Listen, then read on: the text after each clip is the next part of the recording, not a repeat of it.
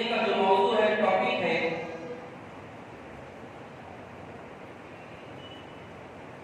وہ ہے حضرت یوسف علیہ السلام کا بے مثال واقعہ۔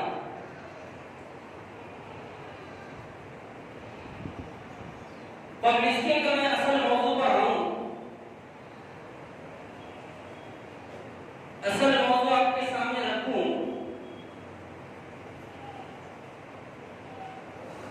چند باتیں واقعات کے تعلق سے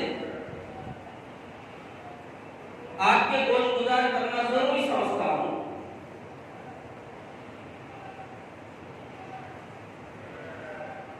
قرآن مجید اللہ کا وہ کلام ہے، قرآن مجید اللہ کی وہ کتاب ہے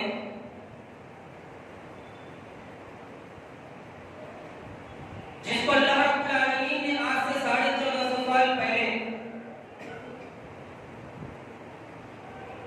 اپنے آخری نبی سید الانبیاء سرور کائنات ختم الرسل حضرت محمد مصطفیٰ صلی اللہ علیہ وسلم پر نازل فرمائی۔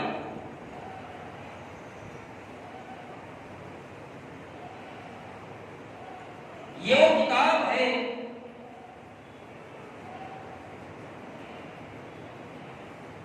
جو ہمارے لیے آئینے کے مانند ہے۔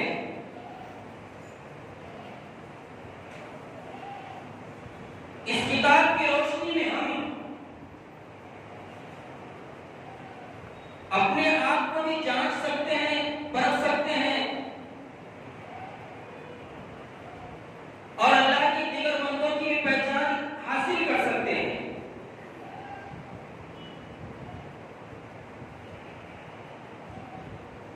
یہ کتاب جس طرح ہمارے آخری نبی پر آج سے 1450 سال پہلے نازل ہوئی، اسی طرح آج ہمارے پاس محفوظ ہے۔ اور اللہ رب العالمین نے اس کتاب کے بارے میں بات ارشاد فرمائی، اِنَّا نَحْنُ نَزَّلْنَا الذِّكْرَ وَإِنَّا لَهُ لَحَافِظُونَ۔ اس کتاب کو نازل کرنے والے ہم ہی ہیں، اور اس کتاب کی حفاظت کرنے والے بھی ہم ہی ہیں۔ نہ اس کتاب میں کوئی دائیں سے داخل ہو سکتا ہے، اس میں بگاڑ پیدا کر سکتا ہے، نہ بائیں سے داخل ہو کے بگاڑ پیدا کر سکتا ہے۔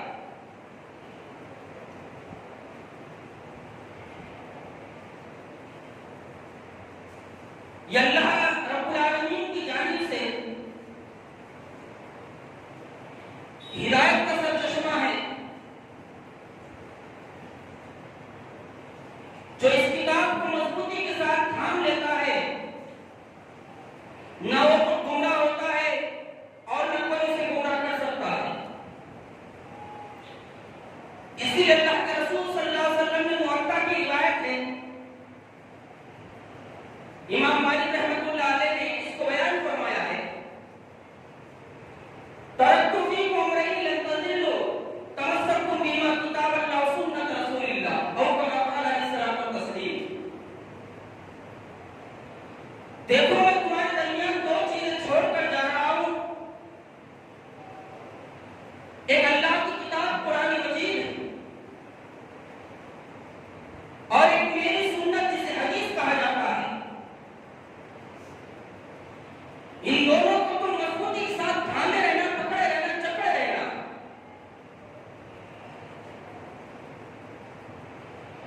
جو کوئی ان دونوں کو تھامے رہتا ہے مضبوطی کے ساتھ،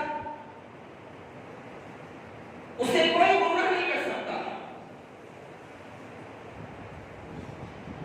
اس کتاب کے ذریعے سے ہم جاننے کی کوشش کرتے ہیں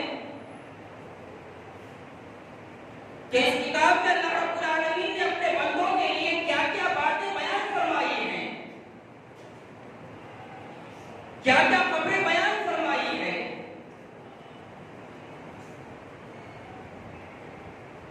قرآن مجید اللہ کا وہ کلام ہے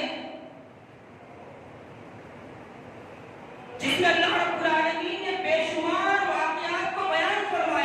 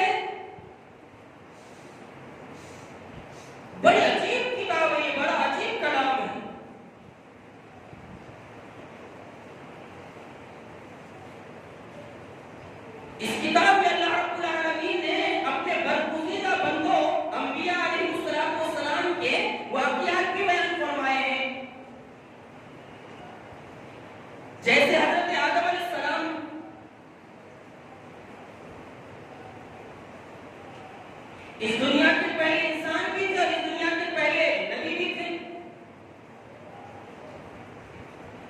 اور ہم تمام حضرت آدم ہی کی اولاد ہیں، اس لیے ہم آدمی کہلاتے ہیں آدم سے۔ اس کتاب میں حضرت نوح علیہ السلام کا واقعہ بھی بیان کیا گیا ہے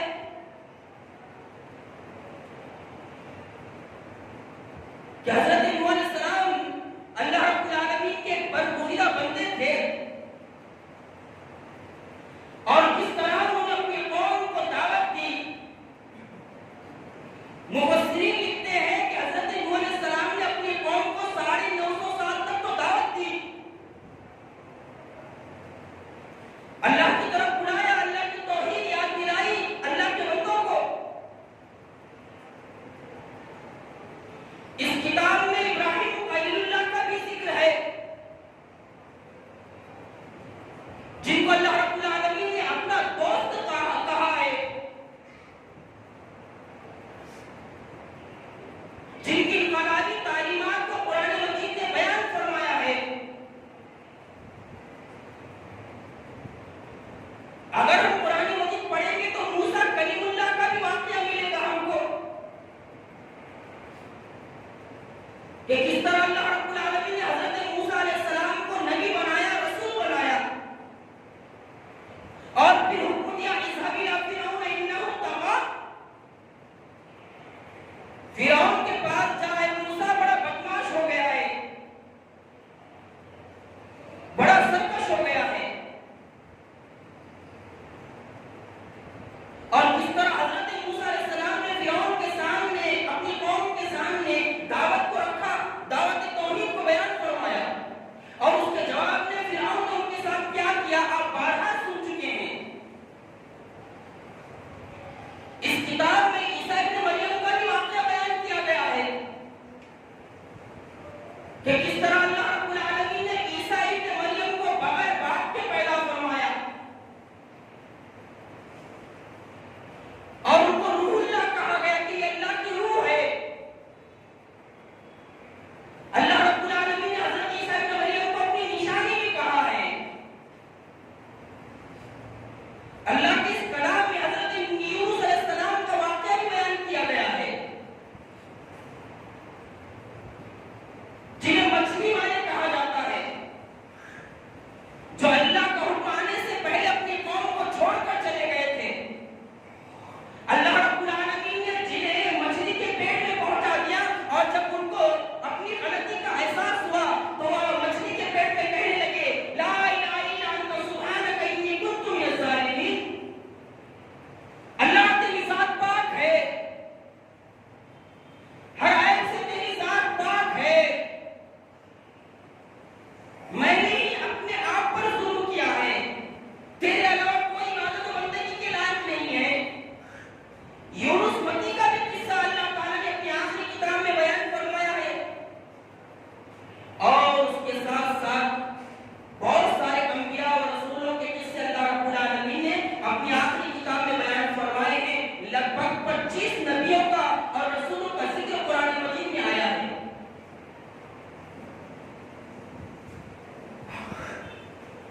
پھر بات کو آگے بڑھاتے ہیں، ذرا غور کیجئے،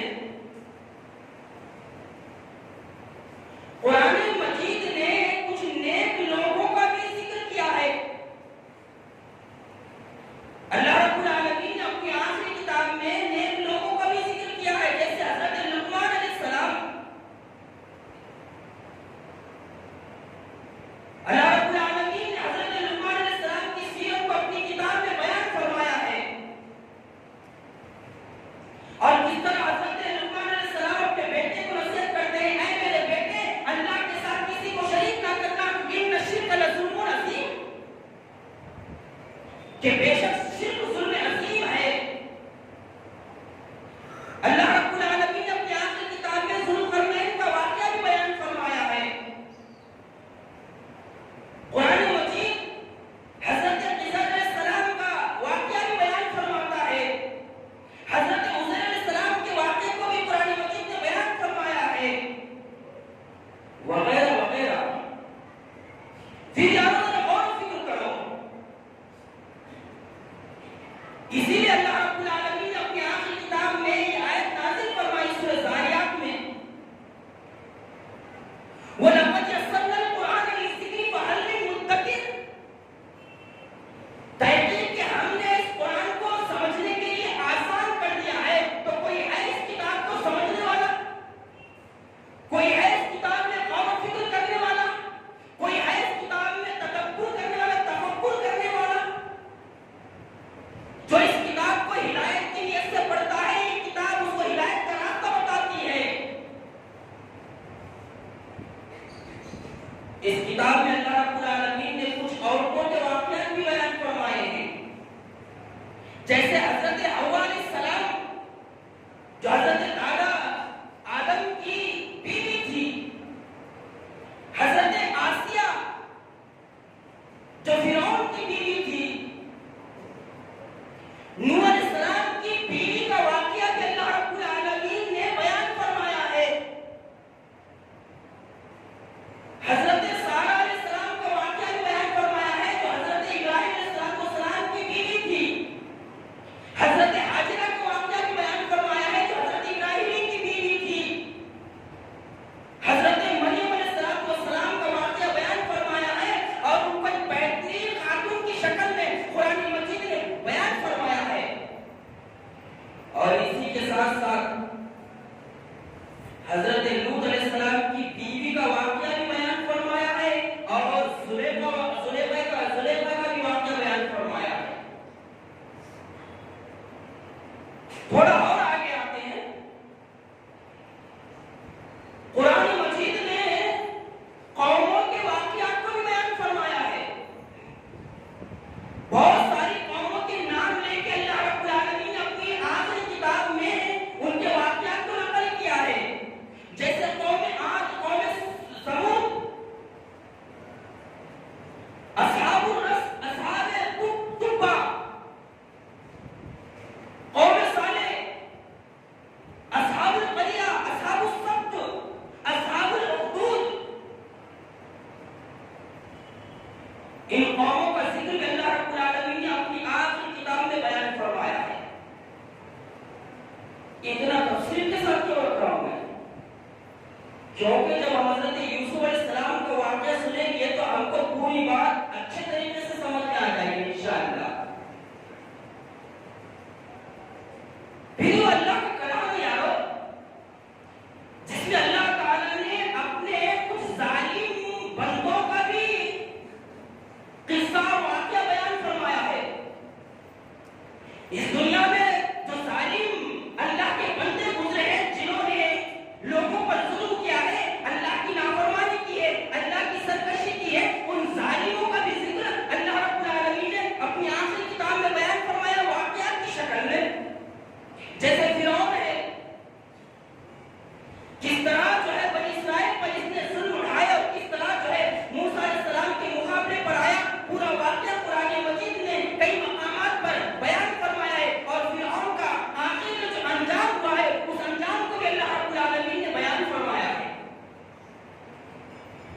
قارون کا واقعہ قرآن مجید میں آیا ہے، نمرود کا واقعہ قرآن مجید میں آیا ہے، جو حضرت ابراہیم علیہ السلام کے زمانے میں تھا اور دعویٰ کرتا تھا کہ میں رب ہوں، مجھ کو رب مانو۔ جب ابراہیم خلیل اللہ نے کہا اس کے سامنے کہ میں اس رب کو مانتا ہوں جو زمین و آسمانوں کو پیدا کرنے والا ہے، جو زندہ کرنے والا اور مارنے والا ہے، تو نمرود کہنے لگا زندہ کرتا اور مارتا تو میں بھی ہوں۔ دو قیدیوں کو بلایا، ایک کو چھوڑ دیا اور ایک کا قتل کر دیا، دیکھو یہ کارنامہ تو میں بھی کرتا ہوں۔ تو حضرت ابراہیم علیہ السلام نے ایسی دلیل پیش کی، ایسا پروف پیش کیا اور کہا کہ میرا رب وہ ہے جو سورج کو مشرق سے نکالتا ہے، مغرب میں ڈبوتا ہے، اگر تو رب ہے تو سورج کو مغرب سے نکال کر مشرق کو ڈبا کے بتا۔ تو قرآن مجید کہتا ہے حکومت الذی کفر، وہ کافی ہکا بکا رہ گیا۔ فرعون کا واقعہ بھی اللہ نے اپنی آخری کتاب میں بیان فرمایا ہے، نمرود کا واقعہ بھی بیان فرمایا ہے، جالوت کا واقعہ بھی بیان فرمایا ہے، قابیل کا واقعہ بھی بیان فرمایا ہے، اور جادوگر سامری کا واقعہ بھی بیان فرمایا ہے۔ کس طرح حضرت موسیٰ علیہ السلام جب کوہ طور پر گئے، اللہ تعالیٰ نے 40 دنوں کے لیے حضرت موسیٰ علیہ السلام کو بلایا، تو سامری جادوگر نے کس طرح اپنے جادو کے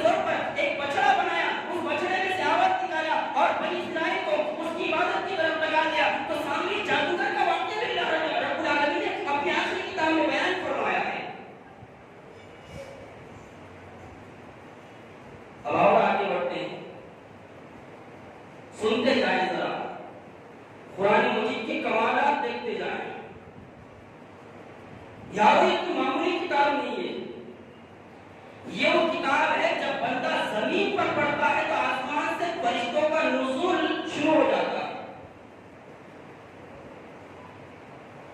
دنیا کی یہ واحد کتاب ہے، اکیلی کتاب ہے جس کا ایک گھٹ پڑھنے پر 10 نیکیاں ملتی ہے. جب بندہ اس کتاب کو کھولتا ہے اور کھول کر کہتا ہے اعوذ باللہ من الشیطان الرجیم بسم اللہ الرحمن الرحیم الف لام میم، جب الف لام میم پڑھتا ہے ایک ایک حرف پر 10 نیکیاں ملتی ہیں. یہ وہ کتاب ہے جو انسان کے دل کے زنگ کو دور کرتی ہے. یہ وہ کتاب ہے جو انسان کو اللہ کا مقرب بندہ بناتی ہے. یہ وہ کتاب ہے جو انسان کو دنیا میں سرداری کے گن سکھاتی ہے. شرط یہ ہے کہ اس کتاب کو ہم ہدایت کی نیت سے پڑھیں. اس کتاب میں اللہ رب العالمین نے جانوروں کے واقعات بھی بیان فرمائے ہیں، جیسے اصحاب الفیل، ہاتھی والوں کا واقعہ، ابرہۃ الاشرم کا واقعہ اللہ تعالیٰ نے بیان فرمایا ہے کہ کس طرح ابرہۃ الاشرم 60,000 کا لشکر لے کر کعبے کو ڈھانے کے لیے آیا تھا،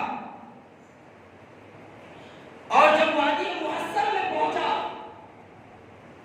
تو اللہ رب العالمین نے ابابیل کو بھیج کر ابرہۃ الاشرم کے لشکر کو تہس نہس کر دیا. اور اس واقعے کو اللہ رب العالمین نے ایک چھوٹی سی صورت میں بیان فرمایا. الم تر کیف فعل ربک باصحاب الفیل الم یجعل کیدہم فی تضلیل وارسل علیہم طیرا ابابیل ترمیہم بحجارۃ من سجیل فجعلہم کعصف مأکول. اس کا ترجمہ پڑھیے کہ کس طرح اللہ رب العالمین نے ابرہۃ الاشرم کا انجام کیا ہے. تو اس کتاب میں ابرہۃ الاشرم نے اصحاب الفیل کا واقعہ بھی بیان ہوا ہے. اس کتاب میں بقرہ کا واقعہ بھی بیان ہوا ہے، گائے کا واقعہ بھی بیان ہوا ہے.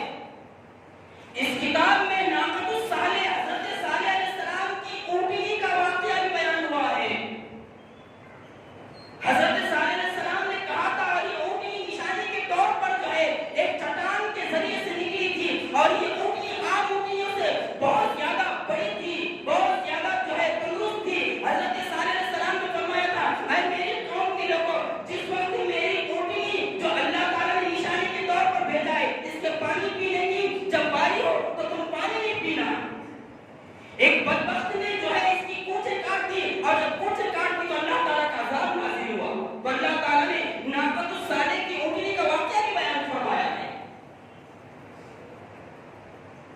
اس کتاب میں نملۃ سلیمان کا واقعہ بھی بیان فرمایا ہے، حضرت سلیمان علیہ السلام کی اور چونٹی کی جو گفتگو ہوئی تھی اس واقعے کو اللہ نے بیان فرمایا ہے. اس کتاب میں اللہ تعالیٰ نے حضرت یونس علیہ السلام کی مچھلی کا واقعہ بھی بیان فرمایا ہے. اس کتاب میں اللہ تعالیٰ نے حضرت آدم علیہ السلام کے دونوں بیٹوں کے کوے کا واقعہ بھی بیان فرمایا ہے. کیا عجیب کتاب ہے، دیکھیے. اس کتاب میں اصحاب کہف کے کتے کا واقعہ بھی بیان فرمایا ہے. اصحاب کہف کے کتے کا واقعہ بھی بیان فرمایا ہے. اس کتاب میں سلیمان علیہ السلام کے حدود کا واقعہ بھی بیان فرمایا ہے. حدود جو پرندہ تھا، ایک جانور تھا، اور اسی حدود نے خبر لائی تھی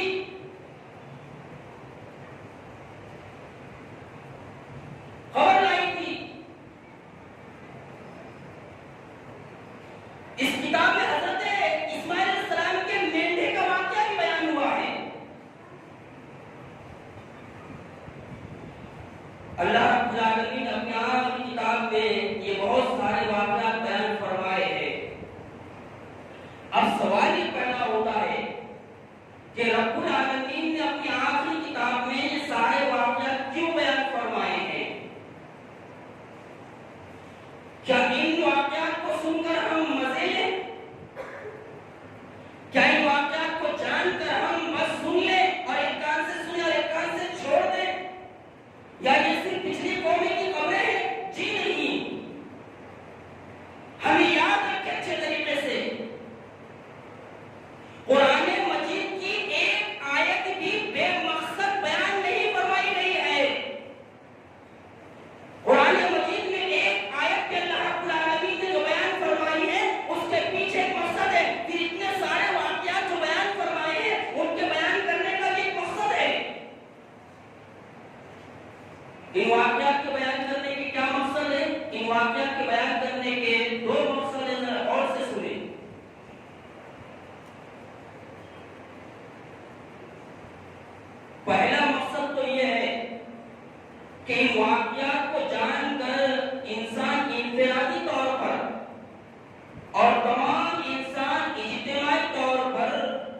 اپنی حالت کو تبدیل کرنے کی کوشش کرے.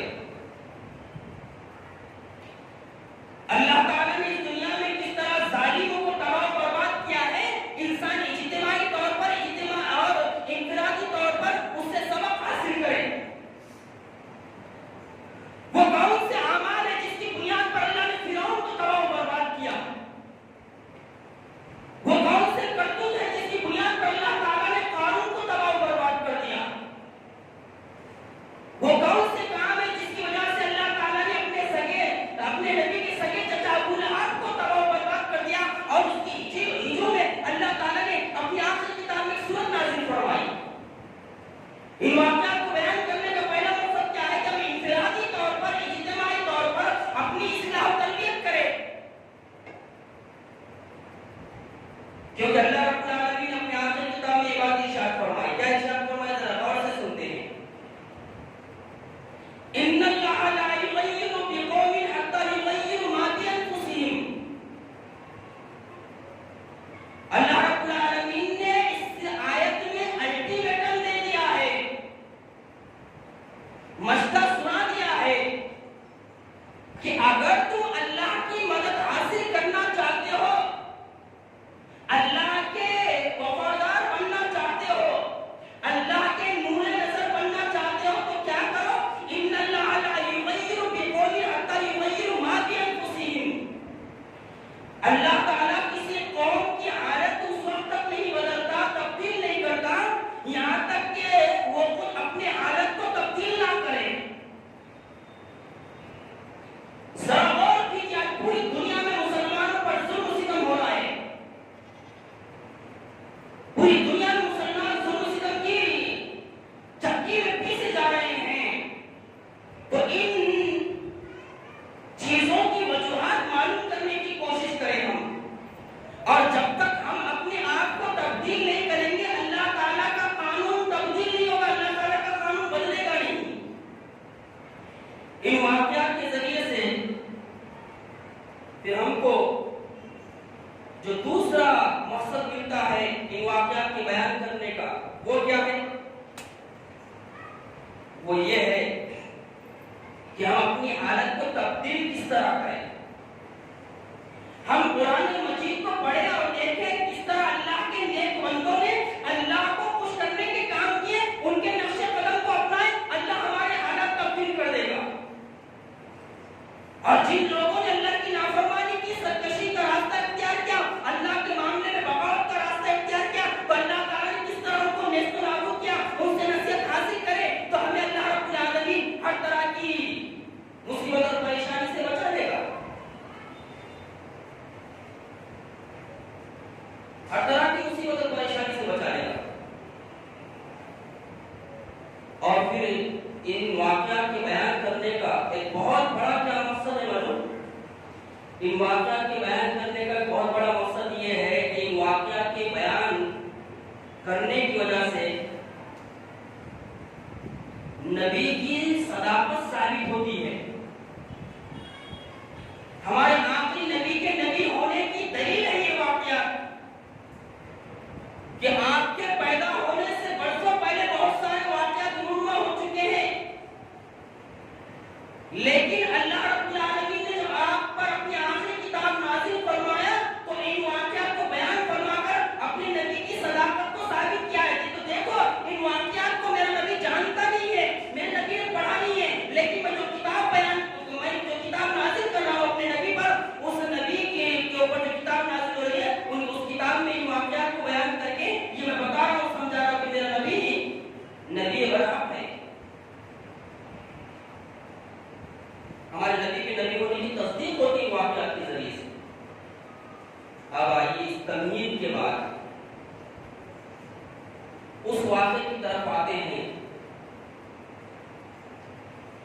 جو واقعہ ہمارا موضوع ہے. وہ کیا ہے؟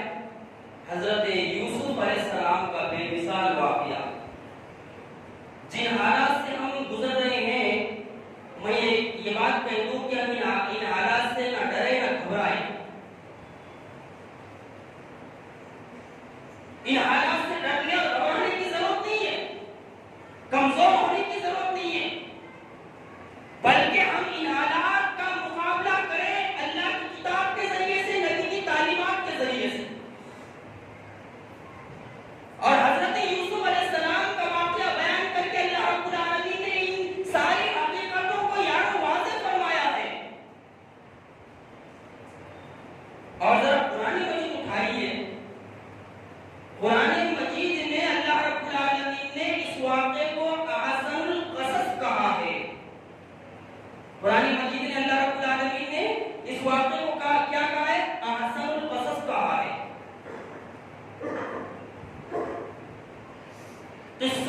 بہترین قصہ، واقعات میں بہترین واقعہ، وہ آیت سنتے ہیں ذرا جس میں اللہ رب العالمین نے اس قصے کو احسن القصص کہا ہے۔ یہ میرے سامنے سورہ یوسف ہے، 12واں پارہ ہے۔ اللہ رب العالمین اس کی آیت نمبر 3 میں یہ بات ارشاد فرماتا ہے۔ کیا ارشاد فرماتا ہے؟ نحن نقص علیک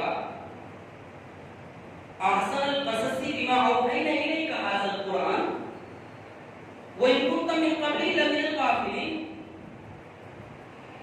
اے نبی صلی اللہ علیہ وسلم، ہم اس قرآن کے ذریعے سے جو ہم نے آپ کی طرف بھیجا ہے،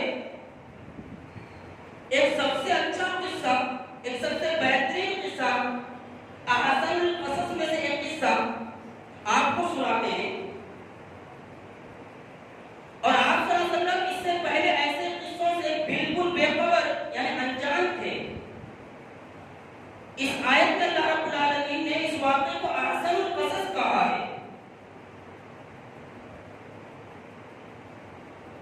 حضرت یوسف علیہ السلام اللہ رب العالمین کے جلیل القدر پیغمبر تھے، اور اس بات کو یاد رکھیے قرآن مجید میں اللہ تعالیٰ نے ایک ہی سورت میں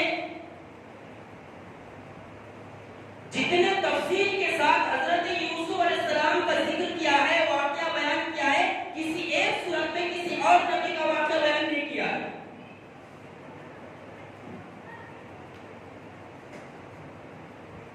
اور حضرت یوسف علیہ السلام کا اس میں گرامی، حضرت یوسف علیہ السلام کا نام قرآن مجید میں 26 مقامات پر اللہ تعالیٰ نے بیان فرمایا ہے۔ اچھا غور کیجئے، 26 مقامات میں سے اللہ تعالیٰ نے سورہ یوسف میں اللہ نے حضرت یوسف کا نام 24 مرتبہ بیان فرمایا ہے، صرف ایک سورت میں۔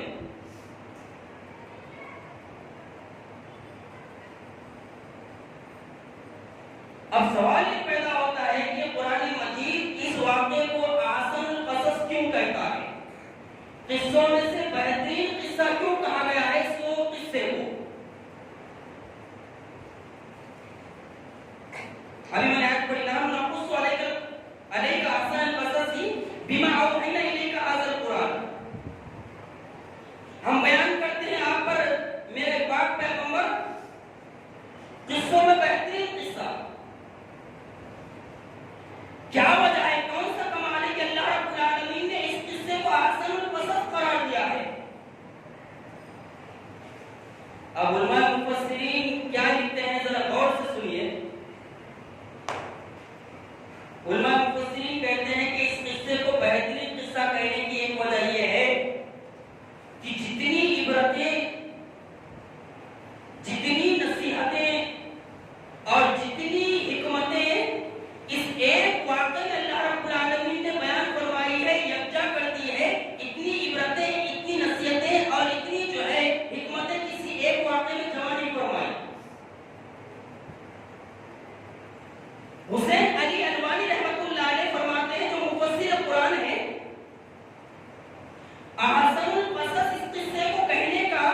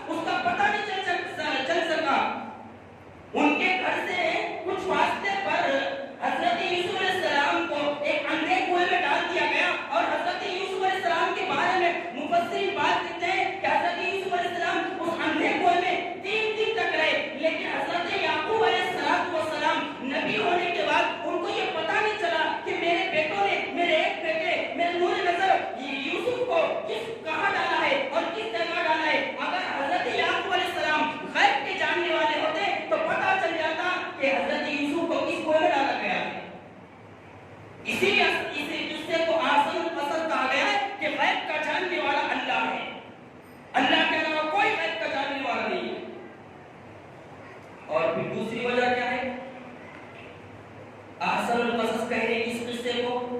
دوسری وجہ یہ ہے کہ ہر چیز پر اختیار رکھنے والا صرف اللہ ہے، مختار کل اللہ ہے۔ ساری کائنات پر اگر کسی کا دبدبہ چلتا ہے تو اللہ رب العالمین ہے، اپنے کاموں پر غالب رہنے والا صرف اللہ ہے۔ اگر وہ کسی پر مصیبت لانا چاہے تو کوئی اس کی مصیبت کو ٹال نہیں سکتا، اور وہ کسی کو مصیبت سے نکالنا چاہے تو کوئی مصیبت سے مصیبت کو ڈال نہیں سکتا۔ اسی لیے اس کو احسن القصص کہا گیا ہے۔ اور اس واقعے میں عبرتیں کیا ہے، اس قصے میں عبرتیں کیا ہیں؟ اب آگے کی جو باتیں بیان کر رہا ہوں اس کو ذرا غور سے سنیے۔ آگے کی جو باتیں ہیں مفسرین نے آج کے جو حالات سے ہم گزر رہے ہیں ان حالات کو بیان فرمایا ہے، ذرا غور سے سنیے۔ اس واقعے میں عبرتیں یہ بھی ہے کہ اس میں عاصیوں کے حسد کا تذکرہ بیان کیا گیا ہے، حاسدوں کے حسد کا تذکرہ بیان کیا گیا ہے، عبرت بیان کی گئی ہے۔ حاسد کبھی اپنے حسد کے لیے جھوٹ بھی بولتا ہے، اور یار آج ہمارا معاشرہ اور سماج ایسا بنا ہوا ہے کہ اتنا جھوٹ بولو، اتنا جھوٹ بولو، اتنا جھوٹ بولو کہ سچ جھوٹ میں چھپ جائے۔ جھوٹ کو اتنا پھیلاؤ، اتنا عام کرو کہ لوگ جھوٹ کو سچ ماننے لگ جائیں، لوگوں کو یقین آ جائے کہ یہ سچ ہے۔ لیکن اس بات کو یاد رکھیں کہ جھوٹ جھوٹ ہوتا ہے۔ کوئی پڑھا لکھا آدمی جھوٹ کہے یا بے پڑھا لکھا آدمی کہے جھوٹ کہے، جھوٹ جھوٹ ہوتا ہے۔ ایک جھوٹ کو 100 لوگ بیان کریں یا 100 جھوٹ کو ایک آدمی بیان کرے، جھوٹ جھوٹ ہوتا ہے۔ اور جب حاسد حسد میں مبتلا ہوتا ہے کسی کے بارے میں تو وہ جھوٹ بولنے سے دریا نہیں کرتا، وہ ہر آدمی کے سامنے الگ الگ جھوٹ بولتا ہے۔ اس واقعے میں یہ عبرتیں بیان کی گئی ہے، میری تفسیر نہیں ہے، یہ میں نہیں کہہ رہا ہوں، یہ مفسر قرآن احمد جمشید حفظہ اللہ کی تفسیر ہے، میرا ایک جملہ بھی نہیں ہے، اسی لیے میں ادھر ادھر کی بات نہیں کر رہا ہوں، جو نوٹ کر کے لایا وہی بیان کر رہا ہوں۔ کوئی یہ نہ سمجھے کہ میں اپنے دل سے کچھ کہہ رہا ہوں، اس بات کو اچھے طریقے سے یاد رکھیے۔ حاسد اپنے حسد کو پورا کرنے کے لیے باپ کی نافرمانی بھی کرتا ہے، باپ کو کوئی حیثیت نہیں دیتا۔ جس طرح یعقوب علیہ السلام کے بیٹوں نے حسد میں مبتلا ہو کر اپنے باپ کو کوئی حیثیت اور اہمیت نہیں دی۔ حاسد اپنے حسد کو پورا کرنے کے لیے کسی کو قتل بھی کرتا ہے، کسی پر بہتان بھی لگاتا ہے، کسی کو بدنام بھی کرتا ہے، اور لوگوں میں افواہیں پھیلاتا ہے۔ یہ میری تفسیر نہیں ہے، یہ مفسر قرآن کی تفسیر ہے، ذرا غور سے سنیں۔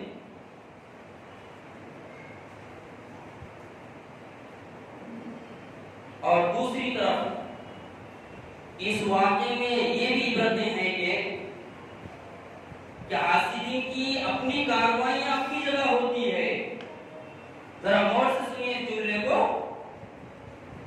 مفسر قرآن لکھتے ہیں حاسدین کی اپنی کاروائیاں اپنی جگہ ہوتی ہے، لیکن اللہ رب العالمین جب کسی کو نوازنے پر آتا ہے تو وہ حاسدوں کی تدبیر کو خاک میں ملا دیتا ہے۔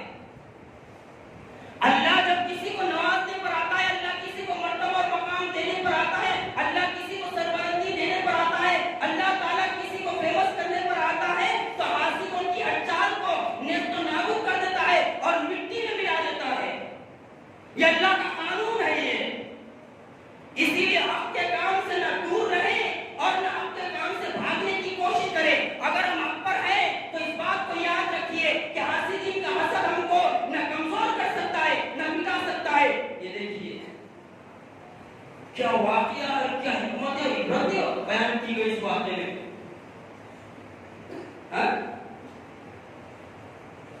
حضرت یوسف علیہ السلام کوئی معمولی ہستی نہیں ہے،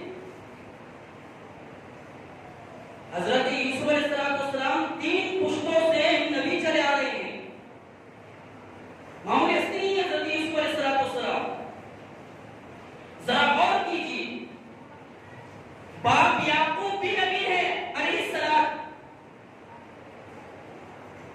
حضرت یوسف علیہ السلام کے باپ حضرت یعقوب بھی نبی ہیں. دادا اسحاق بھی نبی ہیں. اور پردادا ابراہیم خلیل اللہ جیسے انسان ہیں. باپ نبی، دادا نبی، پردادا نبی.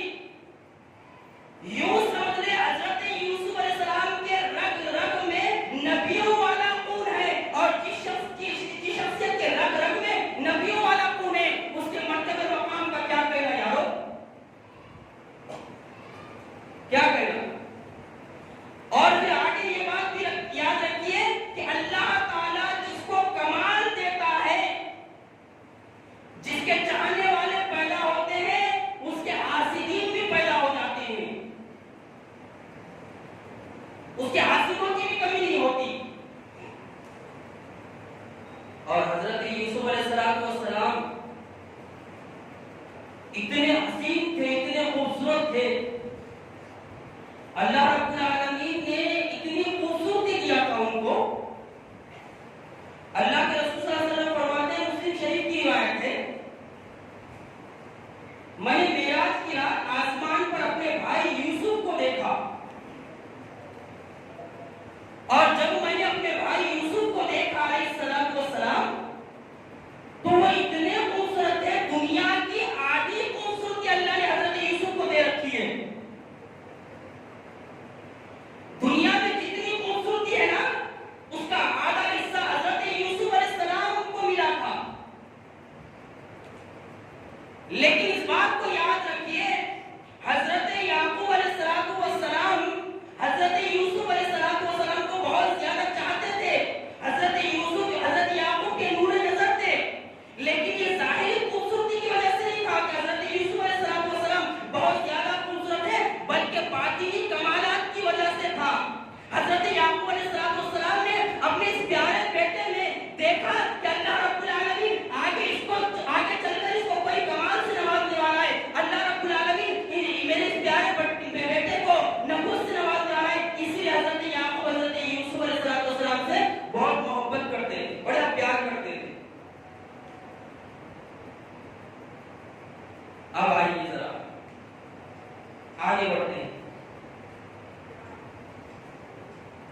حضرت یوسف علیہ السلام نے خواب دیکھا. کیا خواب دیکھا معلوم؟ وہ خواب اپنے باپ حضرت یعقوب علیہ السلام کے سامنے بیان کر رہے ہیں. کیا کہہ رہے ہیں؟ قرآن مجید نے یہ نقل کیا اس خواب کو. اے ابا جان، آج رات میں نے خواب دیکھا ہے. ابا جان، میں نے دیکھا ہے 11 ستاروں کو دیکھا ہے، سورج اور چاند کو دیکھا ہے کہ وہ مجھے سجدہ کر رہے ہیں. 11 بھائی تھے، ایک ماں سے 2 بیٹے تھے، حضرت یوسف بنیامین، اور دوسری ماں سے 10 بیٹے تھے. حضرت یوسف علیہ السلام کے کل 11 بھائی تھے. 11 ستاروں سے مراد 11 بھائی، سورج اور چاند سے مراد ماں باپ. حضرت یوسف علیہ السلام اپنا خواب بیان کر رہے ہیں اپنے باپ حضرت یعقوب کے سامنے. اے ابا جان، میں نے رات میں خواب دیکھا ہے کہ 11 ستارے، سورج اور چاند مجھے سجدہ کر رہے ہیں. جیسے حضرت یوسف علیہ السلام نے خواب بیان کیا، حضرت یعقوب علیہ السلام اپنے اس پیارے بیٹے سے، اس فرمانبردار بیٹے سے کہنے لگے، اے میرے پیارے بیٹے، یہ خواب اپنے بھائیوں کے سامنے بیان نہ کرنا. کیوں؟ اس لیے کہ یہ تیرے خلاف ہو جائیں گے. آگے مفسرین نے جو تفسیر کی ہے نا، ذرا اس کو آخری میں سنتے ہیں، اور کیجیے ذرا. حضرت یعقوب کیا بول رہے ہیں؟ اے میرے پیارے بیٹے، یہ خواب جو تجھے گرا ہے اپنے بھائیوں کے سامنے بیان نہ کرنا. اگر بیان کر لے تو مجھے اندیشہ ہے کہ تیرے خلاف ہو جائیں گے. نعوذ باللہ من ذلک، ثم استغفر اللہ. حضرت یعقوب اپنے 10 بیٹوں کی حضرت یوسف کے سامنے چغلی کر رہے تھے. بہت غور طلب بات ہے، اس پہ غور کیجیے، ایک ایک شخص غور کیجیے اس پر، چھوٹے بڑے مرد عورتیں بزرگ سب غور کیجیے۔ حضرت یعقوب اپنے بیٹے حضرت یوسف سے کہہ رہے ہیں کہ جو خواب گرا ہے اپنے بھائیوں کے سامنے بیان نہ کرنا، کیوں؟ اس لیے کہ وہ تیرے خلاف ہو جائیں گے۔ اس کا مطلب یہ ہے کہ حضرت یوسف علیہ السلام اپنا خواب اپنے باپ کو اکیلے میں سنا رہے تھے، اکیلے میں سنا رہے تھے، اکیلے میں سنا رہے تھے۔ بعض مفسرین نے لکھا ہے کہ حضرت یعقوب کی بیوی نے اور سے یہ خواب جو حضرت یوسف بیان کر رہے تھے سن لیا، اور سن کر جو ہے اس کو پھیلایا، لیکن حضرت یعقوب کیا کر رہے ہیں؟ یہ خواب بیان نہ کرنا اپنے بھائیوں کے سامنے۔ ان آیتوں سے اس بات کا پتہ چلتا ہے، میری تفسیر نہیں ہے، یہ احمد جمشید حفیظہ اللہ کی تفسیر ہے، جو پاکستان کے خطیب ہیں، جو قرآن و سنت کی بات بتاتے ہیں، وہ تفسیر کیا کر رہے ہیں ذرا غور سے سنیے۔ ان آیتوں سے اس بات کا بھی پتہ چلتا ہے کہ جس انسان سے، غور کیجیے، جس انسان سے اس بات کا خطرہ ہو کہ وہ دینی کاموں میں بگاڑ پیدا کرے گا، چاہے وہ اپنے آپ کو کتنا ہی متقی اور پرہیزگار لوگوں کے سامنے ظاہر کرے، مفسر قرآن فرماتے ہیں کہ جس انسان سے دینی کاموں میں بگاڑ پیدا ہونے کا خطرہ ہے، جو لوگوں میں اختلاف ڈالتا ہے، جو لوگوں کو جوڑنے کے بجائے توڑنے کے کام کرتا ہے، اس کی حقیقت کو بیان کرنا یہ چغلی نہیں ہے، تاکہ معاشرے اور سماج سے ایسے لوگوں کو ہوشیار رکھا جائے، ایسے لوگوں سے ہوشیار رکھا جائے جو دین کے نام پہ، شریعت کے نام پر معاشرے اور سماج میں چغلی اور چپاٹی کا کام کرتے ہیں، معاشرے اور سماج میں بات کو ادھر سے ادھر پہنچانے کا کام کرتے ہیں، معاشرے اور سماج میں بگاڑ کا کام کرتے ہیں، ایسے لوگوں کی حقیقت بیان کرنا یہ چغلی نہیں ہے، بلکہ اجتماعی طور پر معاشرے اور سماج کو برائی سے بچانا ہے۔ یہ آیت اس بات کو واضح کر رہی ہے جو حضرت یعقوب علیہ السلام کے اس قصے میں ہم کو ملتی ہے۔ لیکن ہوا کیا؟ لیکن ہوا یہ کہ دھیرے دھیرے ان کے بھائیوں کو، حضرت یوسف علیہ السلام کے بھائیوں کو اس خواب کا پتہ چل گیا، پتہ چل گیا اس خواب کا۔ جیسے ہی پتہ چلا، یوسف علیہ السلام کے بھائیوں نے ان کے خلاف سازشیں شروع کر دی، جس کو قرآن مجید بیان فرماتا ہے۔ اب کیا سازشیں شروع کی اور کیا سازشیں کری، میں اس بات کو آئندہ جمعہ رکھنے کی کوشش کروں گا، لیکن ذرا دیکھیے اس واقعے کو اور نبی صلی اللہ علیہ وسلم کی ہجرت کے واقعے کو اگر ہم ملا کر دیکھیں گے تو دو یہ جو واقعات تھے ہم کو اس میں مماثلت نظر آئے گی، یہ دو واقعات ہم کو ملتے جلتے نظر آئیں گے۔ اس واقعے کے ذریعے سے اللہ رب العالمین نے اپنے آخری پیغمبر سے یہ بات کہی ہے، یہ بات بتائی ہے، اے محمد صلی اللہ علیہ وسلم، آپ تجھے جو لوگ مصیبتوں اور پریشانیوں میں مبتلا کر رہے ہیں، آج جو لوگ تجھے کائن اور جادوگر کہہ رہے ہیں، آج جو لوگ تجھے مکہ سے نکالنے کی باتیں کر رہے ہیں، آج جو لوگ تجھ پر الزام تراشیاں کر رہے ہیں، اس سے پہلے یہ معاملہ میرے ایک نبی اور پیغمبر یوسف کے ساتھ ہو چکا ہے جو تیرا بھائی تھا۔ جس طرح آج تیری قوم کے لوگ تیرے معاملے میں حسد اور جلن میں مبتلا ہے، تیرے رشتہ دار حسد اور جلن میں مبتلا ہے، تیری ترقی دیکھ کر تیرے رشتہ دار، تیرے دوست احباب حسد اور جلن میں مبتلا ہے، اسی طرح تیرے ایک بھائی یوسف کے معاملے میں بھی ان کے بھائی حسد اور جلن میں مبتلا تھے۔ اور ذرا غور کیجیے، جب حسد اور جلن میں حضرت یوسف علیہ السلام کے بھائی مبتلا ہوئے، قرآن مجید ایک آئینہ ہے، میں نے شروع میں کہا یہ آئینہ وہ ہے جو ہماری صورت بھی بتائے گا، ہم کو بتائے گا، میری صورت بتائے گا۔ جب میں قرآن مجید کھولوں گا کہ میرے چہرے پر، میرے کپڑوں پر کیا کیا دھبے لگے ہوئے ہیں، اور آپ اگر پڑھیں گے تو آپ کی صورت بھی واضح ہو جائے گی اس قرآن مجید کے آئینے کی شکل میں۔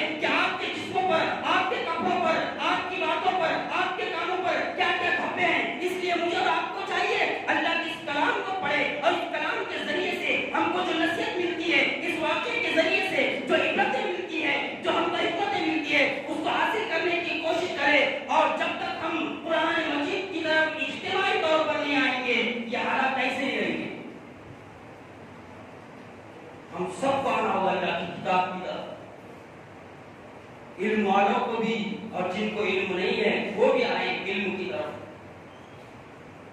دیکھیے حسد اور جلن میں مبتلا ہو کے حضرت یوسف کے بھائیوں نے اندھے کنویں میں حضرت یوسف کو ڈال دیا اور 3 دن تک وہ اندھے کنویں میں رہے بولتے. ادھر دیکھیے ذرا، اللہ کے رسول صلی اللہ علیہ وسلم ہجرت کے لیے نکلے اور غار ثور میں 3 دن تک رہے. ادھر حضرت یوسف علیہ السلام مصر کے بازار میں بیچے گئے اور ادھر اللہ کے رسول صلی اللہ علیہ وسلم مدینے کی طرف ہجرت فرماتے ہیں. ادھر دیکھیے ذرا، حضرت یوسف علیہ السلام پر جب نگاہ پڑی زلیخا کی، زلیخا نے خرید لیا اور جب زلیخا کا دل آیا تو وہ اکسانے لگی، ابھارنے لگی. اور جب ابھار نہیں آیا اور جو ہے انہوں نے وہ حرکت نہیں دکھائی جو زلیخا چاہتی تھی تو ان کو بدنام کیا، ان پر الزام لگایا اور جیل میں پہنچا دیا. ادھر اللہ کے رسول صلی اللہ علیہ وسلم کی بھی حالت دیکھ لو. مدینہ منورہ میں ہے، 2 سال بھی نہیں گزرے، سن 2 ہجری کا معاملہ ہے اور مشرکین مکہ لشکر لے کر آپ پر چڑھائی کر کے آ گئے. ادھر دیکھیے وقت گزرا، آپ جیل میں گئے، جیل کے قیدیوں کو آپ نے توحید کی تعلیم دی، توحید کی بات بتائی اور خواب کی تعبیر بتائی. پھر آپ چھوٹ کر آئے اور اللہ تعالیٰ نے مصر کے تخت پر بٹھایا. کس کو بٹھایا؟ حضرت یوسف علیہ السلام کو بٹھایا. اور ادھر 8 ہجری نہیں گزری تھی کہ اللہ تعالیٰ نے کیا کیا؟ اللہ نے اپنے آخری نبی کو سن 8 ہجری میں مکہ میں پہنچا دیا اور آپ فاتح کے حیثیت سے مکہ میں پہنچ گئے. دیکھیے ذرا حضرت یوسف کی سیرت اور ہمارے نبی کی سیرت. یہ پورا واقعہ ہم کو بتاتا ہے، سمجھاتا ہے ہم اللہ پر توکل کریں، ہم اللہ پر بھروسہ رکھیں اور اللہ پر بھروسہ رکھ کے آگے بڑھیں. محنت کرنے والوں کے لیے اللہ تعالیٰ نے زمین بڑی کشادہ بنائی ہے. جو محنت کرے گا اللہ تعالیٰ اس کو ترقی دے گا اور سربلندی عطا کرے گا. بس آخری میں یہی کہتا ہوں کہ ہم سب مل کر یکجٹ ہو کر محنت کریں اللہ کی دین کے لیے، اللہ کی کتاب کے لیے اور اللہ کی کتاب کو مضبوطی کے ساتھ تھامنے کی کوشش کریں. یہی حکم اللہ نے سورہ آل عمران میں بیان فرمایا ہے، وَاعْتَصِمُوا بِحَبْلِ اللَّهِ جَمِيعًا وَلَا تَفَرَّقُوا. اے ایمان، تم سارے کے سارے اللہ کی رسی کو مضبوطی کے ساتھ تھام لو اور تفرقے میں نہ پڑو.